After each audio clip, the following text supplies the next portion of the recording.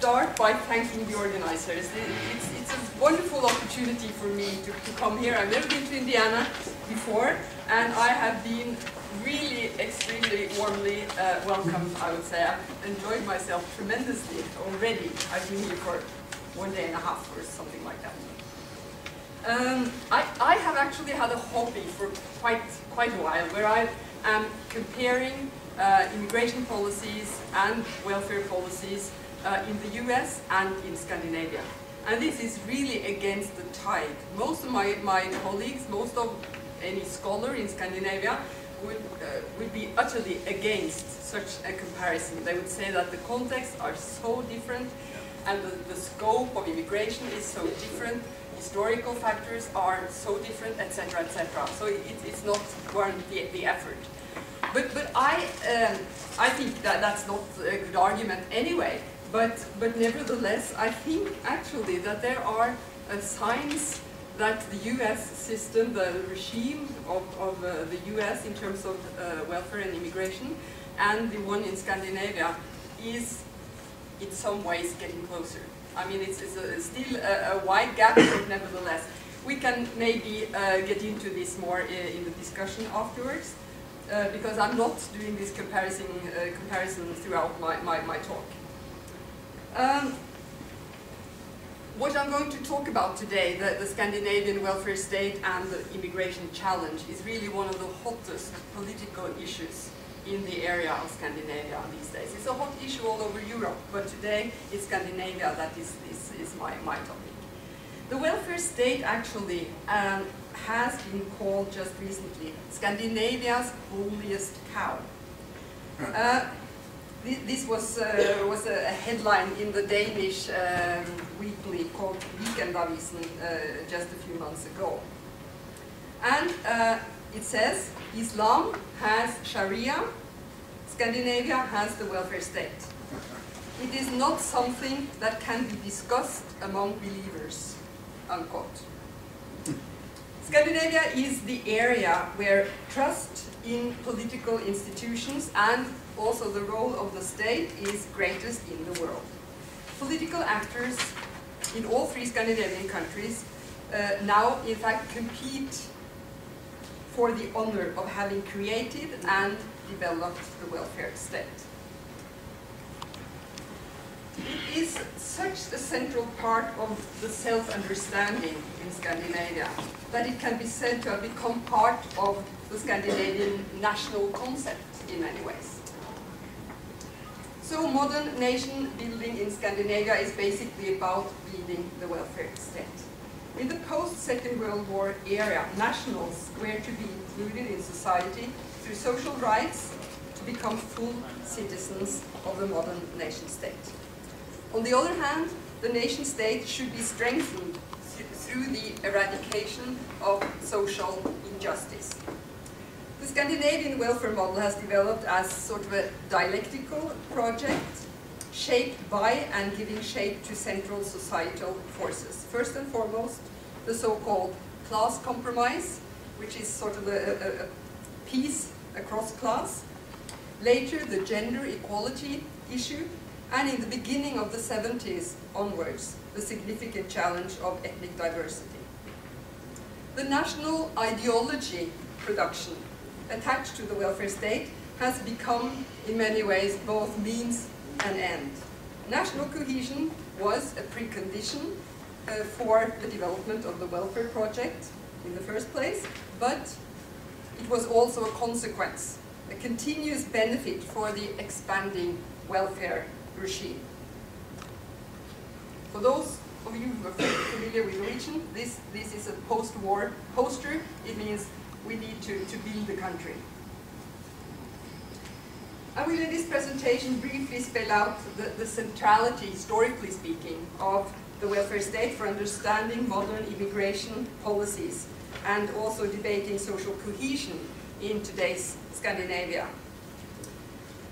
Yet the 3 traditionally homogeneous countries still strive to come to terms with nation building in a multicultural setting.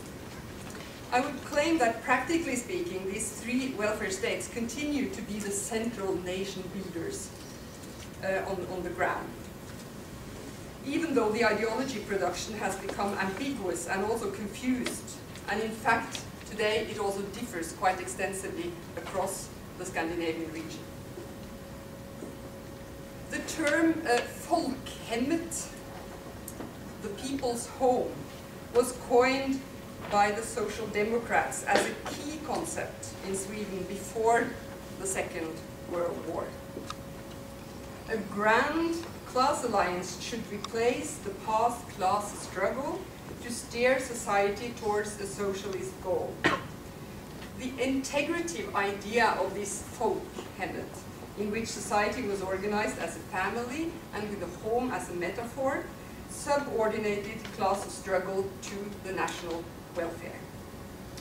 And this compelling concept was effectively used as an instrument for modernization, using society rather than the individual as the basic building block. And this again goes with a rather pietistic current in the societies we are talking about today. Historically, rights and duties have been closely intertwined. Do your duty, claim your rights, as the labor movement said in the 20th century slogan. In essence, this dual prescription is a narrative of the relationship between the collective and the individual. The collective bestows certain duties upon the individual for the benefit of the group, and in turn, the individual is reaffirmed by the collective, strengthened in his or her bonds to the group, and given the possibility of acquiring goods or rights from the collective. In Scandinavia, the interplay between rights and duties can be seen as a core philosophy of the welfare state. And because the distinction between state and civil society also have been blurred, the rights and duties complex constitute a sort of an ideological pillar for society as such.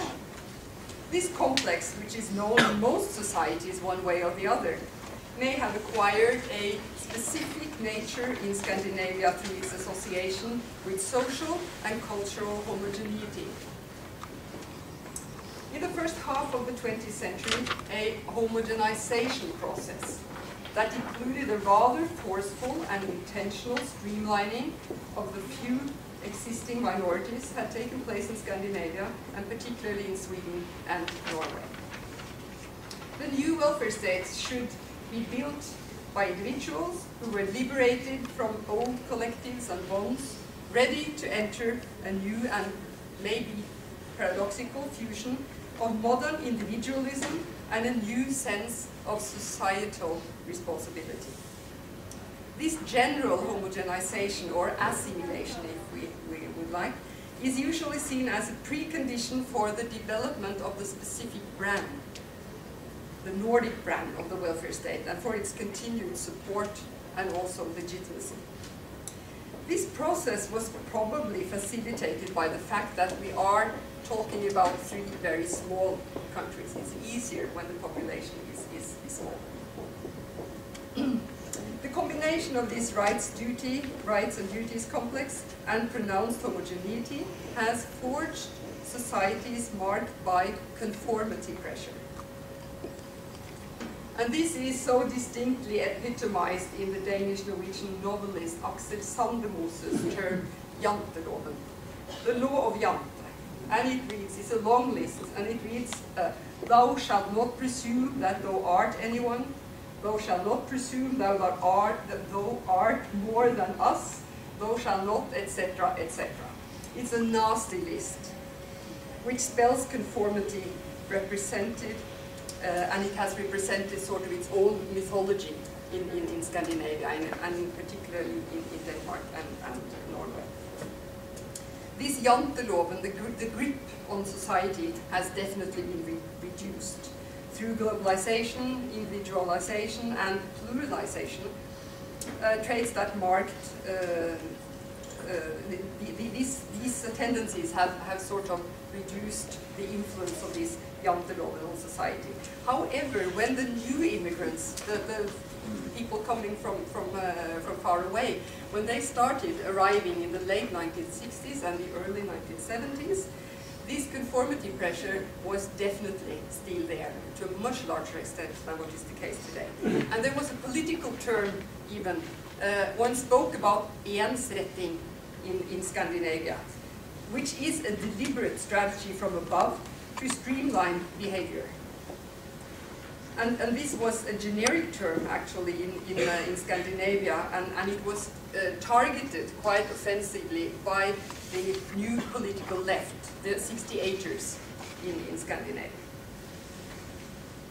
But given this background, it is really a puzzle that freedom of choice became such a key concept when Sweden, as a pioneer country in the north, formed its policies for integrating immigrants.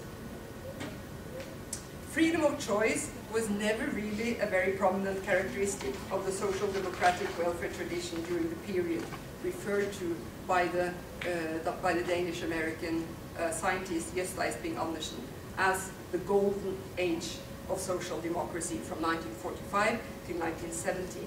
And Sweden most likely occupied an extreme end on the scales of central planning and administrative zeal. In many ways, given the choice between freedom and equality, equality was invariably chosen. Standard solutions of high quality had become distinctions of the Swedish welfare state. And this was an approach which was possible in a country where the citizens gave massive support to centrally prescribed models based on the belief that only a strong and centralized state could provide guarantees for the equality and fairness that was desired, using universal solutions financed by taxation. Moreover, this project to establish equality addresses not only rights and economic redistribution. The Swedish state's administrative seal penetrated far beyond what was perceived as legitimate and also desirable in many other West European states, even into the private sphere. In the name of good intentions, the state wanted to guide child rearing, relationship between spouses, tastes, and way of life more in general. And the politician spouses, Alva and Gunnar Myrdal, played a key role during the pre-war formative years of the so-called social engineering.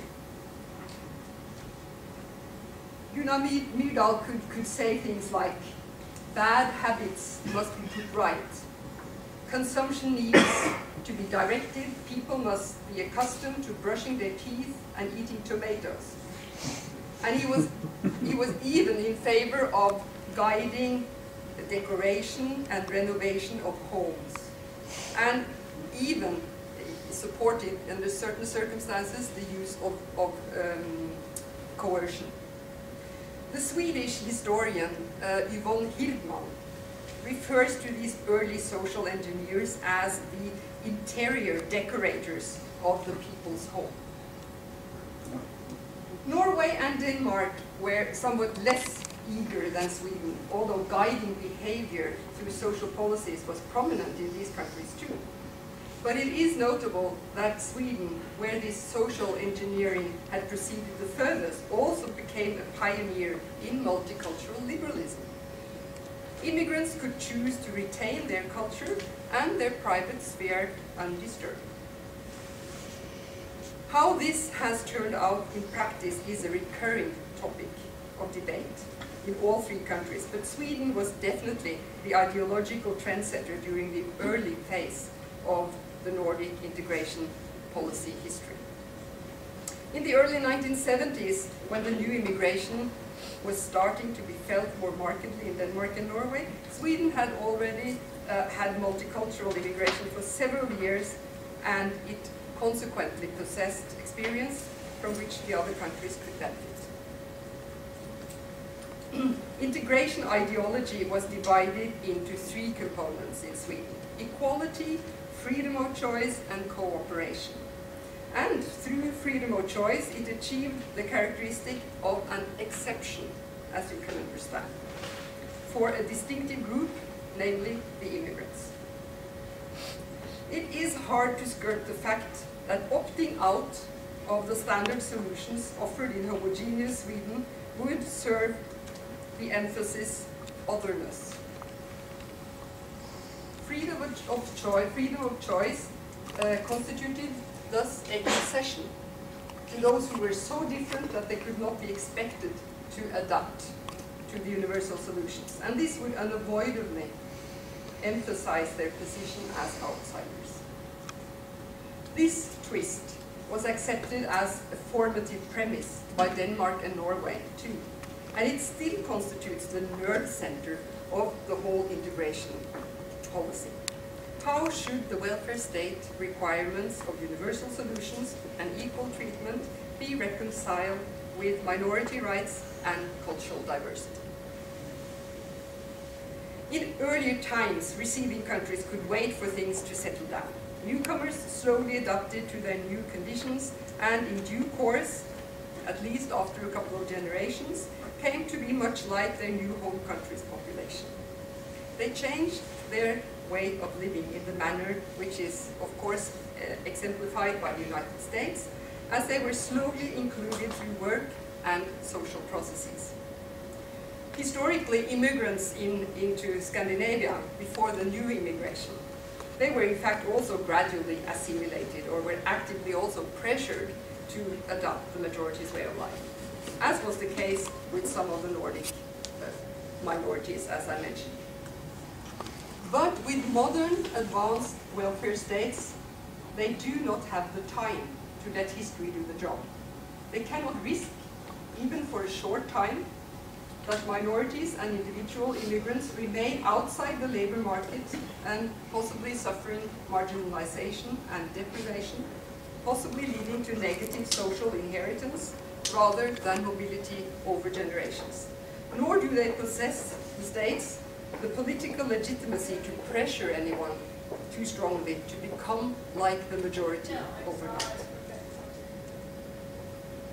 So the integration policy, which is called, approach has consequently become a compromise between equality and pluralism. Free choice culturally combined with full access to social citizenship. The reason why the welfare state is in a hurry is systemic. Scandinavia represents a particular type of welfare state, characterized by institutionalized social rights, universal access, generous benefits, a high degree of public involvement, and comparatively high levels of redistribution. And also important in this context, it is by and large tax-based. Income security has been fundamental in the form of both social assistance and as also social insurance. This system designed to constitute a basic safety net for all citizens from cradle to grave. It has been remarkably generous and therefore also remarkably costly. The basic idea of the welfare state is economic redistribution to diminish social inequality, and a high degree of social and economic equality is considered necessary for the creation of social cohesion and stability. This implies that integration and equality are linked. Equal treatment is a key element in the system, and in fact legal residency is the only criterion for accessing the basic income security system. Even newcomers are entitled from day one to benefit from the universal goods of the welfare state, provided they have legal status. So, what are the implications of this? There are basically two central implications.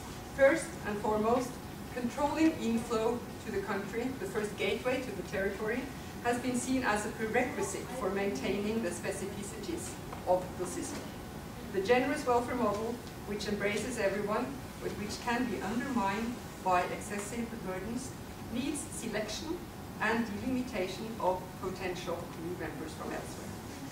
This logic has been re-emphasized along with the expansion of rights in the countries. The more rights, the more caution. And caution has been manifested both in terms of border control and increasingly via differentiation through categories. Different categories of immigrants are given different residence statuses, which activate different sets of rights and different scopes of public expenditure.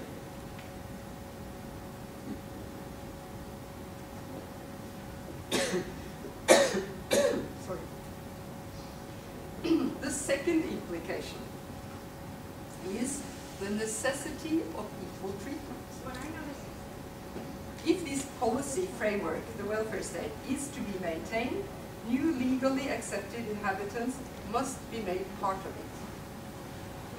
Good welfare states do not tolerate substantial numbers of persons or groups that fall by the wayside, disturb the regulated world of work, and burden social budgets. This reflects a basic recognition that society cannot function smoothly if a large section of the population is marginalized and socially excluded. Which again means that integration needs an active state. Besides, organized labor has played a central part in policies and has to a larger extent than elsewhere contributed to a regulated labor market. This has had specific consequences for advanced welfare states, where an orderly labor regime is one of the basic preconditions for the operation and maintenance of the system. The labor unions has opposed any generation of a reserve army of cheap labor that might be inclined to undermine achieved standards in working life. So consequently, in addition to the liberal humanitarian principles, there are very important systemic considerations behind the Scandinavian integration policies. And this now is actually seriously challenged by the new vast EU immigration, which is a new phenomenon, the past 2004 phenomenon. We can maybe talk a bit more about that later. It's going to change a lot, I just tell you that. Now, as to the concrete regulation, the three countries actively curtailed labor immigration in the early 1970s, very quickly after the phenomenon appeared in the first place.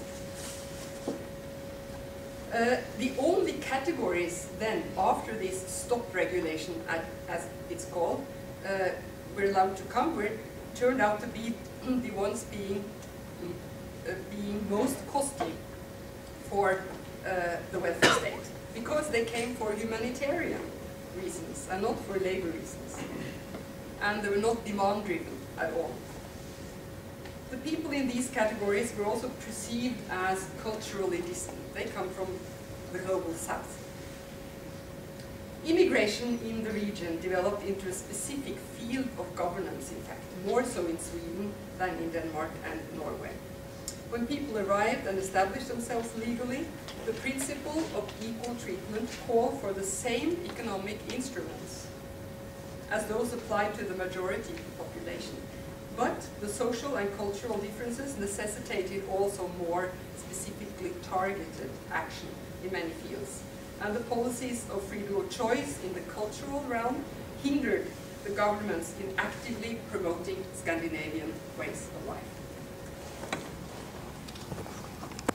The central issue is, how was this profound split pursued in practice in countries where nation building and welfare stately formation were so tightly intertwined?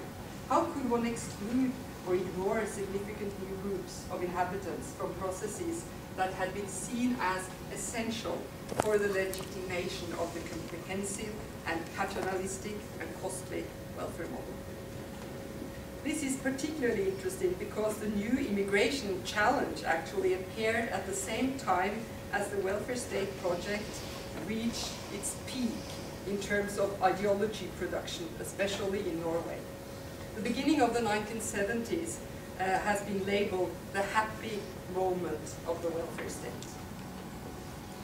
One can ask, was it because it was conceived as mission impossible, that is, that newcomers were culturally too strange and alienated to warrant the effort? Or was it not necessary, seen from the point of view of the welfare state's nation builders, because their political legitimacy was secured through the native population anyhow? I believe that a combination of three factors contribute to explaining the phenomenon: the historical context, the lack of political experience, and the relative autonomy of ideology. When the new immigrants started coming in large numbers, the states, Denmark and Norway, had little experience, as I said, handling such a phenomenon. So it was reasonable to approach the newcomers with familiar and presumably effective means, including people through equal treatment, social rights, and if necessary, targeted policy making, had become the standard tools of welfare governance. On the nation side, the familiar means were not part of any deliberation. They were not consciously at all mobilized. However, we have been left with very little documentation on these nation aspects. There is a striking lack of reflection, I would say, in public documents from this initial period on what was later often labeled challenges to nationhood and social cohesion. Probably this was because it was not seen as a challenge at the time. The welfare stately nation's self-confidence was high, and besides, nobody knew that immigration was going to escalate significantly in the decades to come. In tune with the general confidence in governance, the state obviously believed that immigration could lend itself to regulation. This was clearly manifested in the 1970s when the immigration stops were implemented. Norway actually introduced the stop as a temporary regulation for only 1 year. It was believed to be enough to getting the immigration housekeeping in order. So if the nation was not challenged, and the welfare state and the labor market took care of the newcomers, new ways of thinking could have some meaning. By the beginning of the 1970s, new ideologies had already made their impact on Scandinavian policies. As in most Western European countries, a grand wave of political radicalization swept over society and affected most corners of politics. And most relevant was, in this context, the eradication of traditional thinking in relation to minorities. The importance of ethnic roots, authentic culture, and self-determination constituted the core of this new philosophy. So, what has happened since with the ideology and with reality?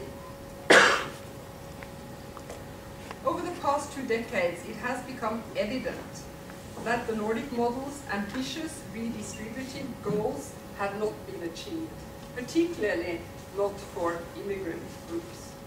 Low labor market participation, low income, poor housing, and long-term dependency on public transfers are